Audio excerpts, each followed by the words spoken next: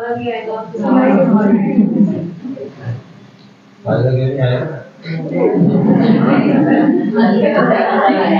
नहीं कब आया आज आया, आज को क्या अनु बहन जी ने बोला था मुझे कि 8:15 सब निकल जाते हैं तो इसलिए मैंने स्पीड में एकदम एक्सप्रेस चलाया मुरली के लिए। लेकिन मुरली के लिए जितना हम साइलेंट में धीरे धीरे पढ़ते हैं तो वो हमारे अंदर जाता जाता है। स्पीड में पहले हम मुरली सुन लेते हैं, हमको लगता है मैंने ठीक सुना है, अंदर नहीं जाता है। तो मुरली हम जितना धीरे धीरे प्यार से सुनते हैं तो बाबा के एक शब्द से वो रस मिलता है, वो अनुभव मिलता है। तो हमें रीडिंग नहीं करना है, रियल में मुरली का रस लेना है। और बाबा ऐसी कोई बात नहीं है जो मुरली में नहीं सुनाते हैं। हर एक पॉइंट, अगर मान लीजिए हमारी कोई बहुत निंदा करता है और बार बार करता है, हम सोचते हैं कि मैंने इसका क्या बिगाड़ा है, मेरे पीछे इतना ये क्यों लगा है, ऐसा नेगेटिव आना चाहिए, क्यों लगा है मेरे पीछे। कोई अगर बहुत निंदा करता है, हर वक्त मुझे नीचे गिराने की कोशिश करता है, खुश होना चाहिए या दुखी होना चाहिए? क्या सोचे तो खुश हो गए, मैंने क्या इतना पाप किया है इसके साथ, मैंने इसका इतना क्या बिगाड़ा है, मेरे साथ ऐसा क्यों। नेगेटिव ही अधिकतर आता है ना, पॉजिटिव बहुत कम आ पाता है, जिसके कारण हम बहुत दुखी होते हैं। फिर वो तो नेगेटिव बोल ही रहा है, हम क्या करते हैं सबके सामने, वो मेरे पीछे ही लगी रहती है और मेरा पता नहीं, मेरा उसके उधर से नेगेटिव आ रहा है, इधर से भी नेगेटिव जा रहा है। क्या होगा, हिसाब कंप्लीट होगा? इसलिए परमानेंट चलता रहता है। उधर से भले नेगेटिव आए, लेकिन इधर से अगर हम पॉजिटिव सोचते हैं, हिसाब बहुत जल्दी खत्म होता है, क्योंकि ब्रह्मास्त्र का काम करता है। दूसरा नंबर, अगर हमारे पास ऐसी कोई परिस्थिति दूसरा व्यक्ति बनकर आता है तो सबसे खुशी की बात है, ये सबसे सहज हमारा अकाउंट है। क्योंकि शरीर का जो आता है वो तो फिर भी कष्ट देता है, लेकिन दूसरा कोई बोल रहा है तो उसके ऊपर दया आनी चाहिए। किसकी निंदा कर रहा है? भगवान के बच्चों की। असल बात है कि स्वमान में रहना है। अगर हम स्वमान में रहेंगे ना तो कोई ऐसे कुछ बोलेगा तो उसके प्रति नेगेटिव नहीं आएगा, तो हिसाब जल्दी खत्म होगा। क्योंकि किसकी वो निंदा कर रहा है, क्यों ऐसा कर रहा बेचारा।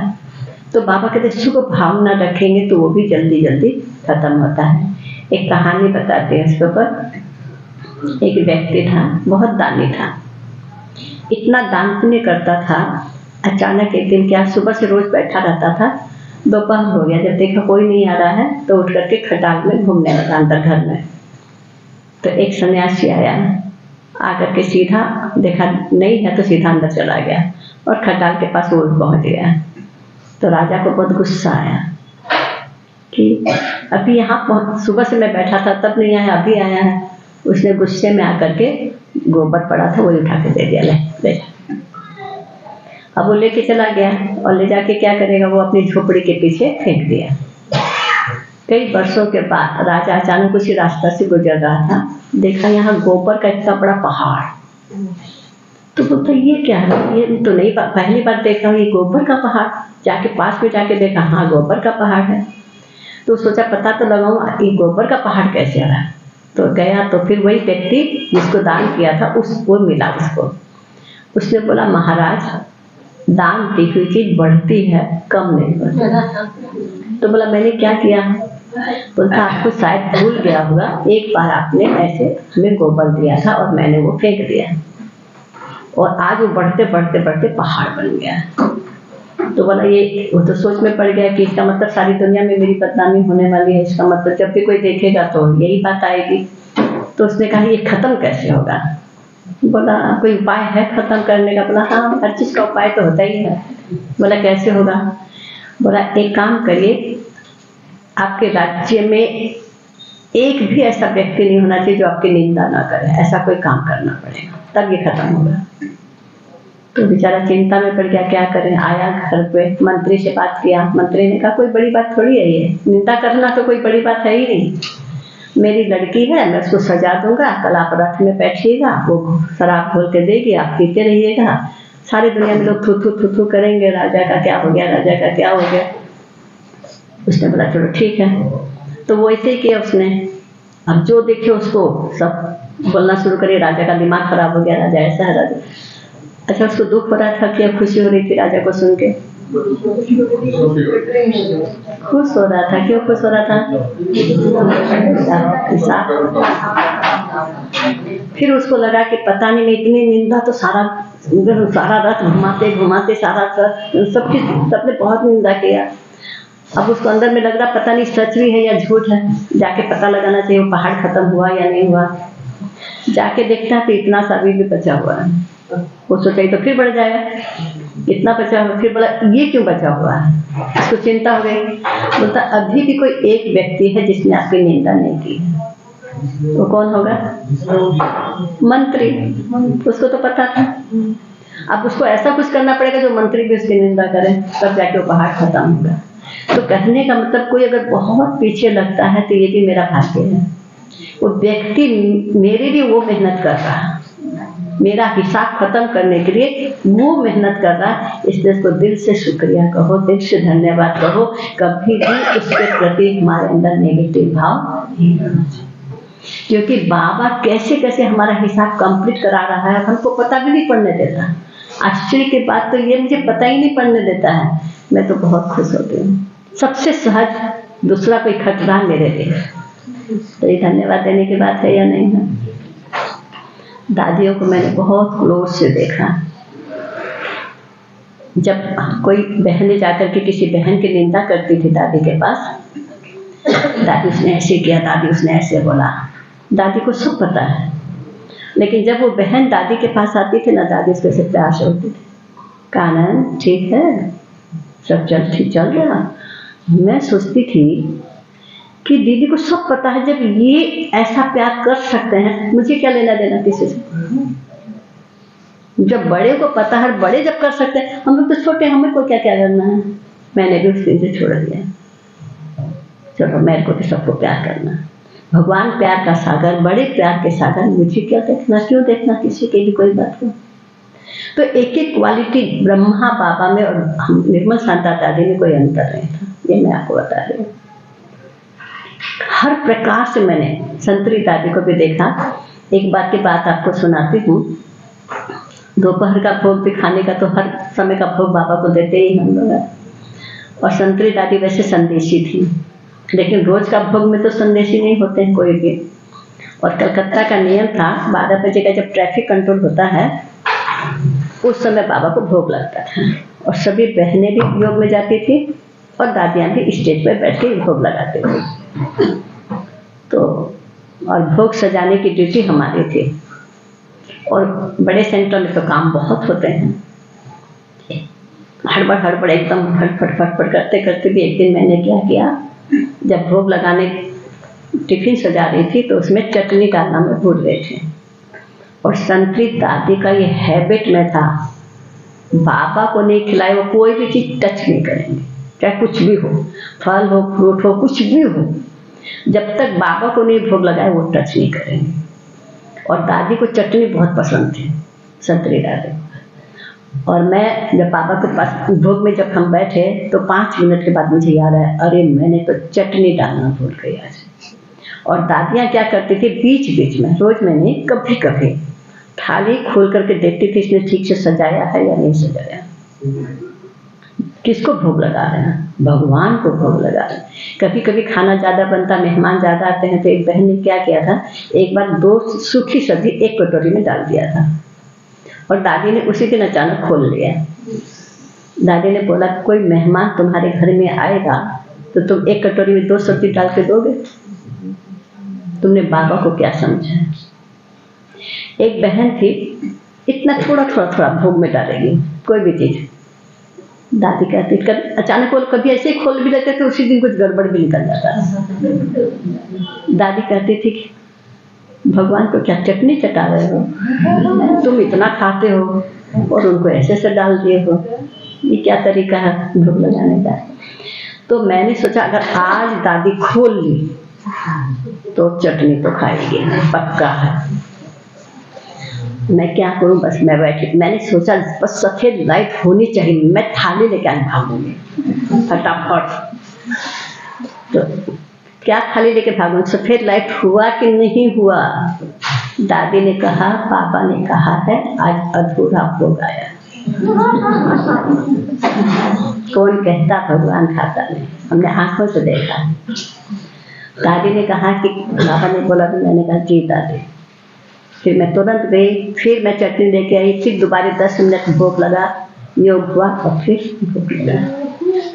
तो आंखों से ये सारा कुछ देखा हुआ खेल कैसे पूछ सकते हैं। जो बहन वहाँ भूख लगाती थी रोज गुरुवार का भोग में भी, हमने बहुत बार देखा है। क्योंकि बड़े सेंटर पहले इतनी गैस भी नहीं होती थी, एक आध गैस होता था, कोयले के चूल्हे में खाने बनते थे। अब एक बहन आई है भोग के लिए, चाशनी चढ़ाई है, दूसरी आएगी तो उसको उतार के दूसरा को चढ़ा दे। अब एक दिन बिस्कुट बना था, बहुत खड़ा था, टाइट था। अब जो भोग लगे उसको ये भी पता नहीं कि क्या भोग बना है। गई ऊपर बाबा के पास भोग लगाने, तो बाबा ने कहा बुढ़ा बाबा कैसे खाएगा इसको। तो वो सोची क्या है भाई, बुढ़ा बाबा नहीं खा सकता। आके देखी तो इतना कड़ा बिस्कुट था, सचमुच में बुढ़े लोग नहीं खा सकते। ऐसे एक बार का और बताती हूँ। एक बार ऐसे भोग बनाते बनाते उसमें कोई बाल आ गया था। तो जो संदेशी गई बाबा के पास भोग लगाने, तो देखती इतना बड़ा सांप। बाबा ने कहा बच्ची आज क्या लेके आई हो। तो उसने सोचा मैं सांप कहाँ लेके आई। बाबा कैसे खाएगा इसको, कैसे स्वीकार करेगा। तो देखा नीचे आके बाल था। तो मैंने ये देखा, और मेरी यही इच्छा होती थी, मैं दादियों को छोड़ के कहीं नहीं जाऊँ, अंदर की इच्छा होती थी। क्योंकि बड़े सेंटर में तो परमानेंट कोई को रखते नहीं हैं, कभी आते हैं फिर कहीं ना कहीं भेज देते हैं। तो मुझे भी हमेशा इधर उधर भेज दिया ही जाता था।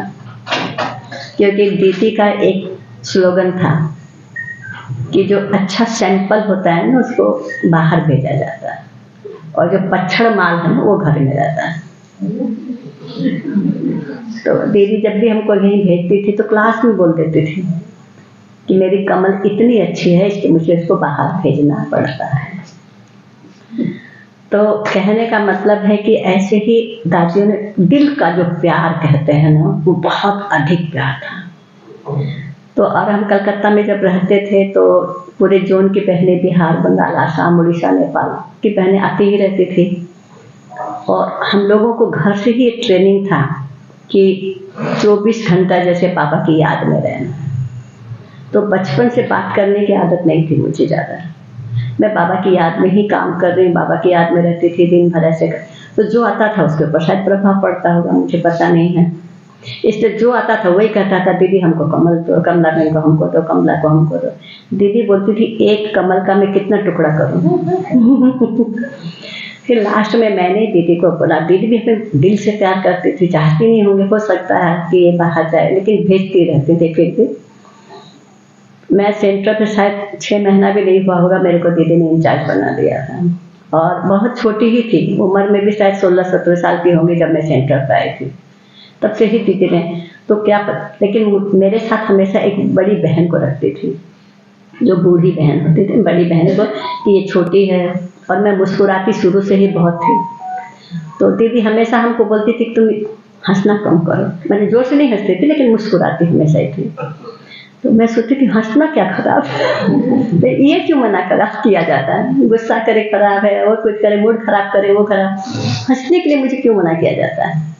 पीछे जब बड़े होते हैं तो समझ में आता है क्यों मना किया जाता है, उसमें तो समझ में नहीं आता था। लेकिन हमारे साथ इसलिए दीदी एक बड़े को रखती थी ताकि मैं सदा सेफ रहूं। तो इस तरह से बड़ों ने जो पालना दिया, प्यार दिया, और दीदी का इतना प्यार था। लास्ट में मैंने दीदी को बोला, दीदी आप हमको पास वाले सेंटर पे रख लो, ना कोई देखेगा ना कोई मांगेगा। क्योंकि मेन सेंटर में सब आते हैं, अब अगल बगल के सेंटर में थोड़ी कोई जाते हैं इतने। तो तब से ही दीदी ने मुझे श्यामनगर सेंटर में रखा। और दीदी की पालना ऐसी थी, सप्ताह में एक बार हम मिल में जाते ही जाते थे। तो कोई ना कोई भाई निमित्त होते थे जो हमें देखे जाते थे, क्योंकि छोटे होते थे, ट्रेनों में जाना होता था। तो अगर वो भाई कोई कारण से मुझे सप्ताह में एक दिन नहीं लेके गया तो दीदी उसको डांटती थी, मेरी कमल को क्यों नहीं लेके आया। तो वो उसको भी पक्का था कि हमको लेके ही जाना ही है इनको, एक सप्ताह में एक दिन तो कम से कम दीदी से मिलाने जाना है। तो हम लोग ऐसे दीदी के पास बहुत प्यार और पालना जिसको हम कहें। अगर मेरे से कुछ चीज़ गिर गई, टूट गई, मुझे कभी नहीं बोलती थी, दूसरे को बोलेगी तुमको दिखाई नहीं दे रहा ये गिर गया इसको उठाओ। लेकिन बहुत वंडरफुल पालना। और लास्ट में जब दीदी की तबीयत भी खराब हुई तो जो बहनें वहाँ रहती थी बोलती थी कमला तुम आ जाओ तो दीदी ठीक हो जाती है, तुम लोग को देख के दीदी ठीक हो जाती है। तो इतना दिल का प्यार जिसको कहें। और हम लोग को जब छुट्टी देती थी तो हम लोग क्या करते थे, सुबह में जाते थे और दोपहर में खाना के बाद जब दीदी रेस्ट पे जाती थी हम लोग निकल आते थे, क्योंकि शाम में से ऑफिस टाइम में ट्रेन में भीड़ हो जाती है। तो एक बार क्या हुआ, दीदी का पता नहीं क्यों अंतिम समय की बात बता रही हूँ, लास्ट समय की बात है। तो दीदी बोलती मैं आज सोऊंगी नहीं। मैंने कहा क्यों दीदी? बोलती मैं सोऊंगी ना तो तुम भाग जाएगी। मैंने कहा नहीं भागूंगी, अब सो जाओ निश्चिंत हो गए। सोने का पक्का? मैं बोला हाँ। बस दीदी जैसे सोने जाती है 2 मिनट के बाद फिर उठ के आती, कमल। मैंने कहा दीदी मैं यही हूँ, अब सो जाओ पक्का। फिर 2 मिनट के बाद सोने जाती हैं, फिर उठ करके आ जाती कमल। मैंने कहा पता नहीं दीदी को क्या इतना हुआ है।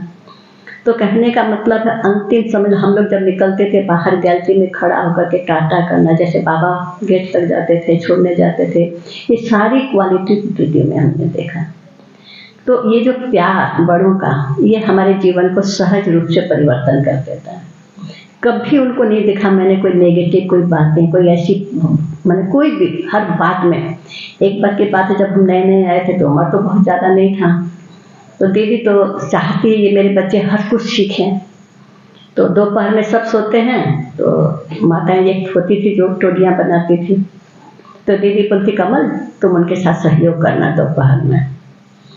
तो फिर मैंने बोला ठीक है दीदी, मैंने सहयोग किया। फिर रात को गुड नाइट करने जाते थे हम लोग, तो दीदी ने बोला कमल तुम थक तो नहीं जाती है? मैंने कहा नहीं दीदी नहीं थकती हूँ। तो दीदी ने बोला कि पता है मैं तुमसे क्यों करवाती हूँ? मैंने कहा क्यों? बोलती है तुम अगर ये काम सीख लेगे ना तो तुम कभी दासी नहीं बनेगी, अर्थात तुमको कभी कोई जिंदगी में ना नहीं कर सकता है। नहीं तो क्या होगा, तुमको कोई काम नहीं आ रहा हो और तुमने बहन को बोला कि तुम आज ये बनाओ, वो उसको इच्छा नहीं है बनाने की, तुमको पता उसको आता है लेकिन उसको इच्छा नहीं है, तो तुमको क्या बोलेगी, ये छोड़ दीजिए ना दूसरा कुछ बना देता है। तो तुम तो उसकी गुलाम हो गई, तो तुम राजा कैसे बनेगी? अगर उसको नहीं आता है, वो नहीं बनाएगी, तो तुम क्या कहेगी तुमको आता होगा तो मैं खुद बना दे, तो वो सीख जाएगी ना कि ना नहीं करना है। तो तुम राजा बनना है कि तुमको गुलाम बनना है, ये बताओ। तो मैं इसलिए तुमको सिखाती हूँ। और दीदियाँ इतना बाबा की याद में रहते थे। एक बात का प्रैक्टिकल अनुभव सुनाती हूँ। ऐसे तो दिन भर दादियाँ वहाँ कलकत्ता में हम लोग देखते थे, चलते फिरते दीदी पूछते रहेंगे बाबा याद है, बाबा याद है, सबको बोलते रहेंगे। तो उनको खुद को याद है तब तो बोलते हैं। तो एक बार हम लोग सारी छोटी बहनें गुड नाइट करने रात को जाते थे। जब दीदी बिस्तर में चढ़ती थी तब, तो एक दिन मेरा 1 मिनट लेट हो गया। 1 मिनट मतलब बहनें निकल गई है और मैं घुसी हूँ। मैंने जाके दौड़ के मैंने बोला दीदी गुड नाइट। दीदी बोलती मुट्ठी मैं बाबा से बात कर रही थी, तुमने मुझे बुला लिया। सोचो वो कैसे बाबा से बातें करते थे। तो ये सब जो देखा है आंखों से कैसे भूल सकते हैं? कितना बाबा के साथ रहना, कैसे बाबा के पास से बातें करना। तो दिन भर बाबा को साथ रहना, बाबा के साथ बातें करना। और ये तो बचपन का ही नेचर था। बचपन से मैंने, मेरी लौकिक माँ ने 6 गुरु किया था और हम लोगों को बचपन से गुरु बना दिया, हम लोगों का भी गुरु करा दिया था।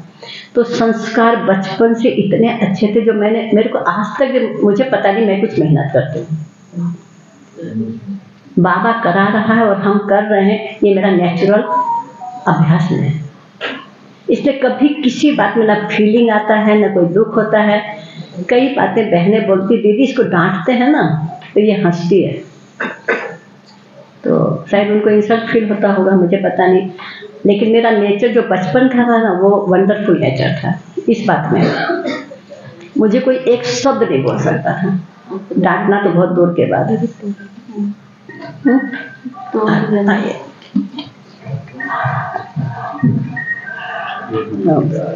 बढ़िया टोली है, अब नहीं रुकेंगे, बस हो गया।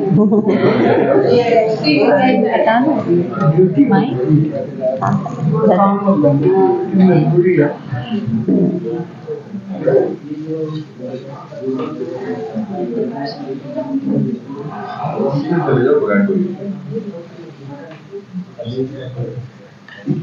बस अभी दीदी पूरा करने वाली है।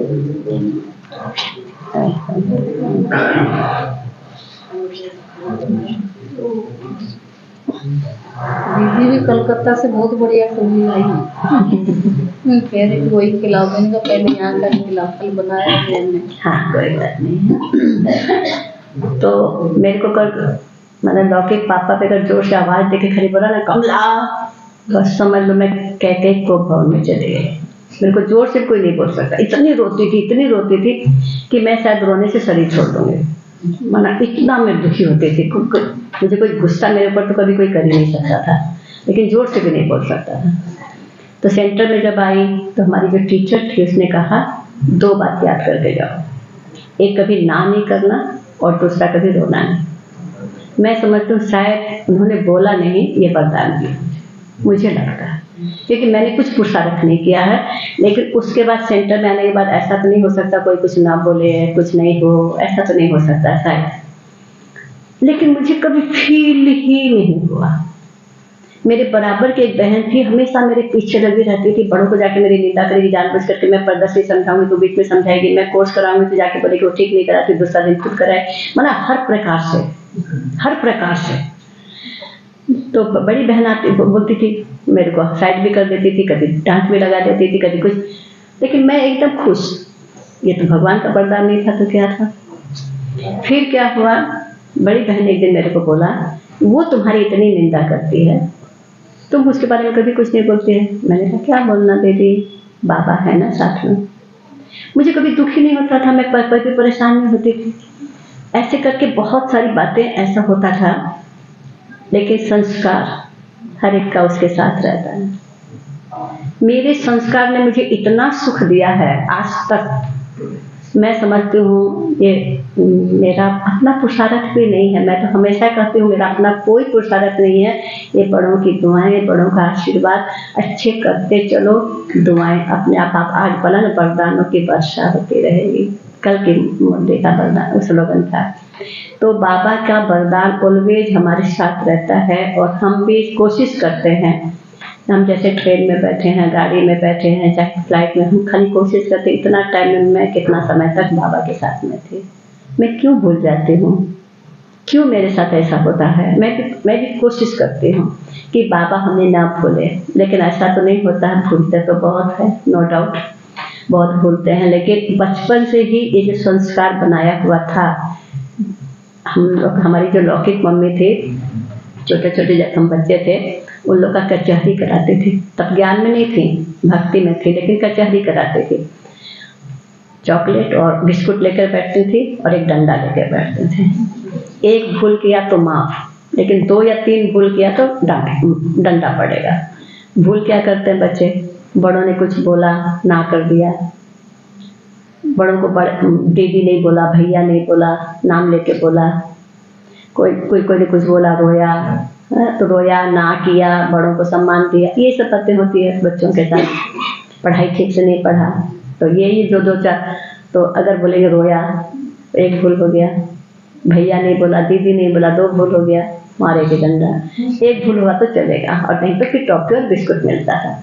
तो हम लोगों को देख करके पूरे गांव तक, दूर दूर तक आवाज़ चली जाती थी, इसके बच्चे देखना हो तो इसके बच्चे देखो। और अपने बच्चों को भी सब हमारे घर में भेजते थे जब हमारी कचहरी होते थे। तो ऐसे कर करके तो ये जो संस्कार जो बचपन के पड़ गए ना, तो ये हमें मदद करें। तो इसलिए कभी भी पुरुषार्थ और मेहनत करना नहीं पड़ता। तो बाबा, और जो हमारी टीचर भी थी वो भी ऐसे ही थी। तो अगर हम घर में रहते, समझ लीजिए फरिश्ता नहीं बने, तो हमें वो प्रदर्शनी में भी नहीं भेजती थी। घर में चलते फिरते फरिश्ते नजर आने चाहिए। माना बाबा के साथ कितना हमारा प्यार होना चाहिए। तो इस कारण से हम लोग 16 कन्याएं वहाँ क्लास करते थे। छोटी गीता पाठशाला थी और वहाँ से सेंटर 4 घंटा 5 घंटा दूर होता था। और फिर बहनें कभी साल 2 साल 4 साल में, हमको सेंटर के कोई नियम भी मालूम नहीं थे, लेकिन बहन ने इतनी सारी कन्याओं में से सिर्फ मुझे बुलाया था। कलकत्ता में ट्रेनिंग हो रही है, तुमको जाना है। क्या देखा था मुझे पता नहीं उन्होंने, और मुझे अपने साथ लेकर कलकत्ता आई। और जब मैं कलकत्ता की ट्रेनिंग में फर्स्ट घुसी थी, 21 कन्याओं की ट्रेनिंग थी, तो मैं एक दिन लेट पहुंची थी। कोई कारण था, शायद कुछ गड़बड़ चल रहा था उस समय, तो 78 की बात है। तो मैं पहली बार जब घुसी तो जो कन्याएं आई थी वो लोग, उन्होंने फील किया कि कोई महान आत्मा हमारे घर में, मैंने ट्रेनिंग में घुसी है। मुझे ये पता नहीं था, लेकिन वो लोग पहले बता रहे थे, पीछे बताई मुझे। तो कहने का मतलब है कि बाबा ने हम बच्चों को तैयार करके ही भेजे। बाबा जो रोज याद कराते हैं ना, तुम वो पूज्य आत्माएं हो, तुम देव आत्माएं हो, तुमने 84 जन्म लिया है। तो ये जो हमारा स्वमान को अगर हम जागृत करते हैं ना, तो हमको मेहनत करने नहीं पड़ती। तो स्वमान को हमेशा जगाओ। बाबा हमेशा कहता है कोई ना कोई एक स्वमान को याद रखो, सारा दिन में उसकी प्रैक्टिस करो। मैं तो सोचती हूँ कि बाबा इतनी अच्छी पालना दे रहा है हमको, इतना अच्छा पढ़ाता है हमको, मुरली से प्यार हो। जानकी दादी बोलती है हम कभी भी बाहर की कोई बुक्स कभी नहीं पढ़ा होगा मैंने। क्यों? बाबा जो इतनी अच्छी पढ़ाई पढ़ाता, बस इसी को, बाबा के ऊपर और कोई पढ़ाई है ही नहीं। तो बाबा की इतनी अच्छी पढ़ाई के ऊपर खाली हम अटेंशन दे, बहुत स्लोली धीरे धीरे उसको रिसीव करें ना, तो जीवन परिवर्तन हो जाता है। मेहनत करनी नहीं पड़ती। ठीक है। ओम शांति।